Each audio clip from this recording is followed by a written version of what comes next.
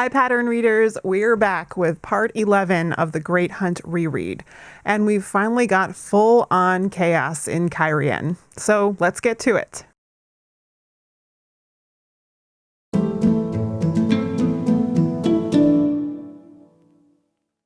Chapter 32, Dangerous Words. Rand arrives at Lord Barthanes' manor along with 10 Shinarans, including Uno and Ingtar, Varen, Loyal, and Mat and Huron posing as servants, which Mat is complaining about. Rand formally introduces himself, Ingtar, Varen, and Loyal. They are received and brought into a great room filled with nobles and entertainers, where they're announced. Rand perceives the crowd reacting to them and his sword, and then Lord Barthanes approaches to greet them. He talks to them briefly, saying perhaps he and Rand will have a chance to talk that night. The group starts to fan out among the crowd, but Loyal comments to Rand that he can feel a waygate nearby. Just as soon as Loyal separates from him, Barthanes approaches Rand alone. They exchange a few remarks about Galdrian and his Age of Legends statue excavation, which convinces Barthanes that Rand not only knows Galdrian, but plays the great game exceedingly well. Talk shifts to Rand's Heronmark sword, and when Barthanes gathers that Rand has Borderlander or Warder training, it leads him to suspect that Rand is actually Queen Morghase's son, Gawain. Barthanes leaves him again, and Rand notices Tom is there performing, but does not approach him. He is instead approached by 3 Kyrianan noblewomen who flirt with him aggressively, so Rand has to use Tom to make his escape. Tom is amused by the attentions the women had been giving Rand, but he's more concerned that Rand has an Aes Sedai with him. Rand shrugs it off, but he does tell Tom that the horn has been stolen back by the Dark Friends who brought it to Barthanes. Tom wonders if Rand is asking for his help and seems more willing, but Rand assures him he only wanted to get away from the women. Huron approaches to tell Rand that Mat fell and twisted his knee. Rand makes to follow him, but Tom gives him one last warning to be careful, especially about Aes Sedai. Chapter 33, A Message from the Dark. Huron tells Rand that Mat is really fine, but he wanted to show someone where he picked up the trail, and leads him toward a walled garden where Mat and Loyal join them. Mat is glum because he cannot feel the dagger anywhere. Loyal tells them that the waygate is within the walled garden. Rand tells Mat to go tell Varen and Ingtar what they've discovered. Mat grumbles, but goes. Rand asks Loyal to boost him up to the wall. He pulls himself over and then hears Huron and Loyal following behind him. They approach the waygate, and Huron says the trail goes right up to it. Seeking to prove to Huron it would be possible to follow the Dark Friends and Trollocs through the ways, Rand removes the trefoil leaf.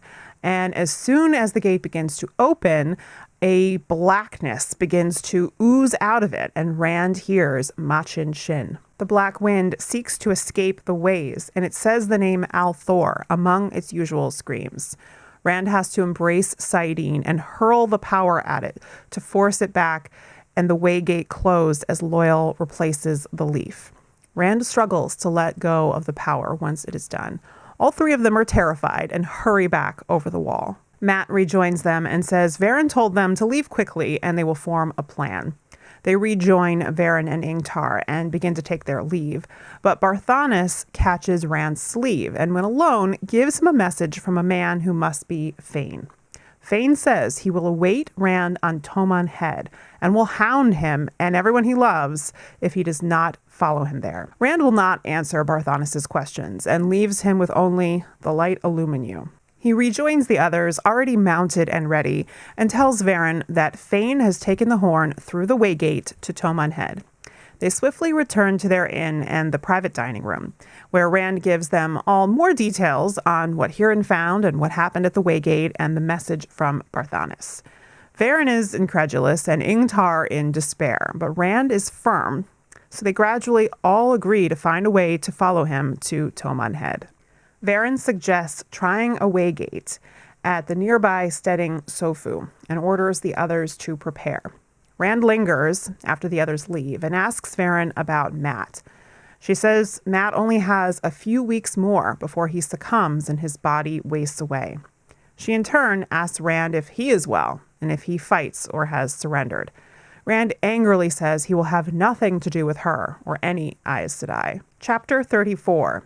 The Wheel Weaves. Tom returns to his inn at the early dawn.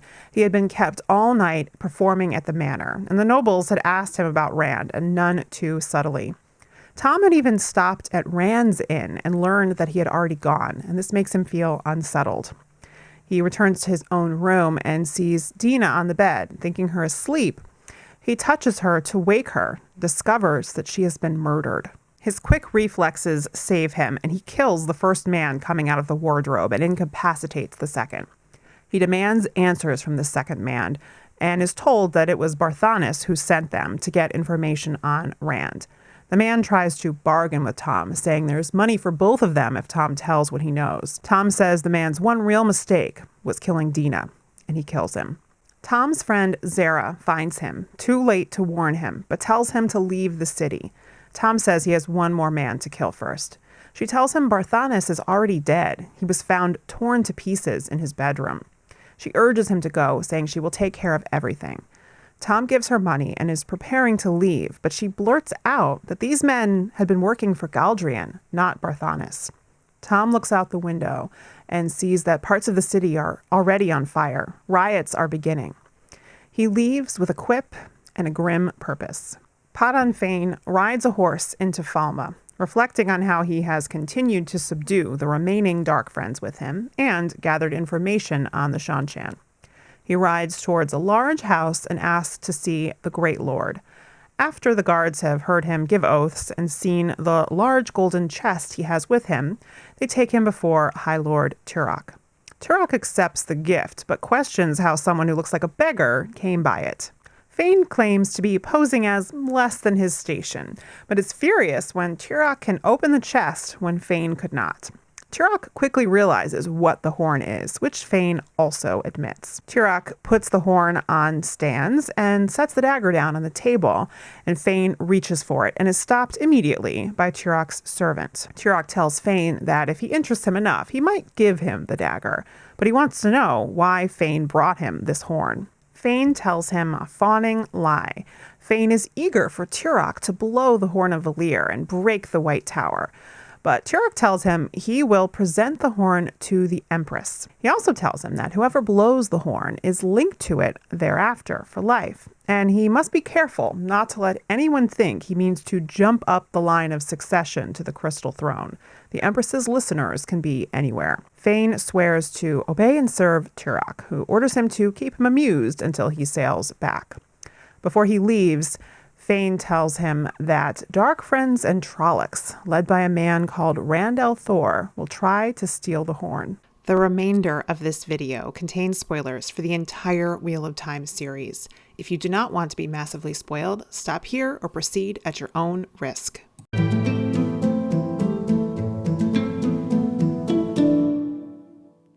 There's a very small moment right before Rand climbs the wall into the garden, and Loial warns him that Dark Friends could be in there, and Rand says very confidently that they are not. This reminds me of his very late series ability to sense Dark Friends. I don't think this is that, but it could be his channeling ability, which would allow him to sense Shadow Spawn if they were close. He wouldn't be aware of it, but something gives him confidence here. Rand says it's that he thinks Huron would smell them, but even Huron is not sure about that. So I think there's something else going on there. These chapters aren't the first time we've heard mention of Jane Farstrider, but we get a couple of mentions here. Perrin is reading the book of the travels of Jane Farstrider, and Tom reflects on telling the story of how Susa tamed Jane Farstrider. It's one of these little in-world details that you really think nothing of, certainly not to expect that we would eventually meet the real Jane Farstrider. Tom also mentions stories of Anla the Wise Counselor. And this has been mentioned before, but this is a reference to the popular advice columnist Anne Landers. There are a few of these sort of modern Easter eggs throughout the series, and it reflects Robert Jordan's idea that the historical events of our age would inform the myths and legends of the Third Age, and vice versa. So the events of the Third Age would inform our own myths and legends. Finally, it's obvious in hindsight that the thing that ripped Barthanes to pieces must have been a golem, because we see this happen later in the series. What is a still loose thread that we don't know is who sent the golem and why. Plenty of theories out there. Could it have been Shamael, Lanfear, Podon Fane, or someone else? We really don't know.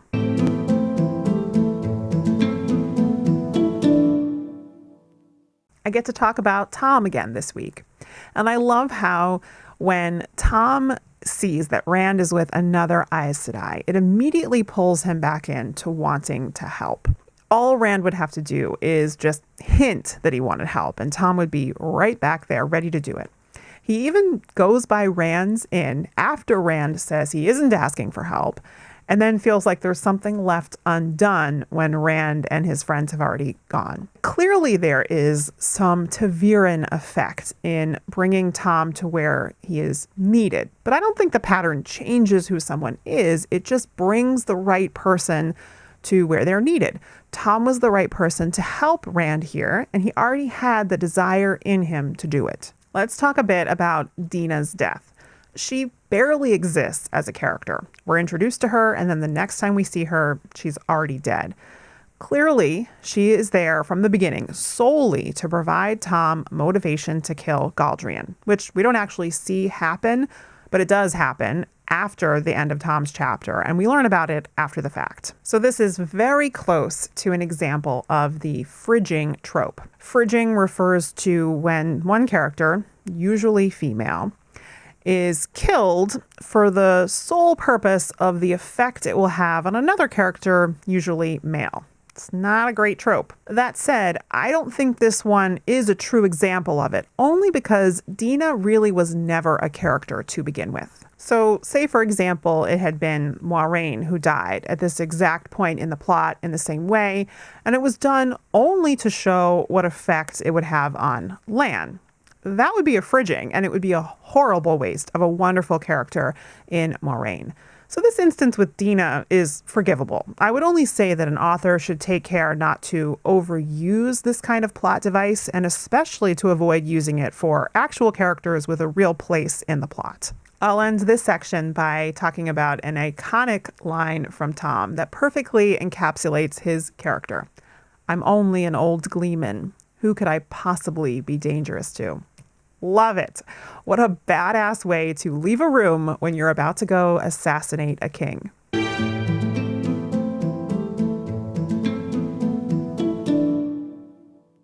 So let's recap. Rand rides into Cairhien. He says repeatedly that he is not playing the great game, and he gives as straightforward a response to everything as he possibly can.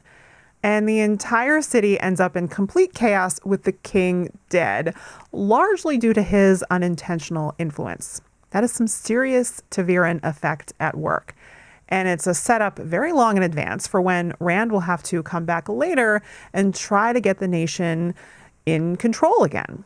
Chaos and a breaking of old orders is inherent to the way the dragon is shaping the world as it heads into Tarmon Gai'dan. From a more personal standpoint, I really do feel for Rand in that I don't think there's anything he could do that would have changed the outcome here. True, he has no experience or instincts for playing the game, but even if he had, I can't imagine anything he could have said or done that would have got him out of the situation that he ended up in. So when Barthanes jumps to the idea that Rand is Gawain, that's my all-time favorite wild leap that any of these scheming Cairhienin make in this whole sequence. It's just so outrageous. I do kind of long for the time when we get to spend some time with Cairhienin who don't live and breathe Dias Daimar, because this stuff is exhausting, and this first glimpse of their culture does make them all look crazy.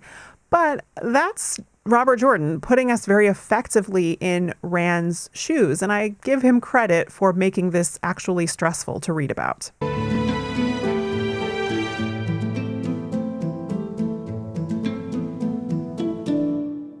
It's been a while since I've done a section on the shadow, but since we get a Pot on Fane POV, it seems fitting. My favorite part of what we see from Fane here is actually only a theory. We see that when Rand opens the Waygate, Machin Shin is waiting for him. And my favorite theory that could explain this is that Machin Shin absorbed part of Fane's essence. And since Fane must track Rand down, the Black Wind also temporarily is drawn to Rand, especially because it says Althor, which is what Fane calls Rand. Varen argues against the idea that Fane could have intentionally done it. And I think she's probably right, but mainly because it's too convoluted to think that Fane would order the Black Wind to stop Rand from going through the Waygate. I think Fane wanted Rand to follow him to Tomon Head, and he didn't much care how he got there, and the sooner the better. The interesting thing I find about Fane as a person is that every time we read him, he kind of reads like a different character. This time I thought for him, he was surprisingly reasoned, even calculating.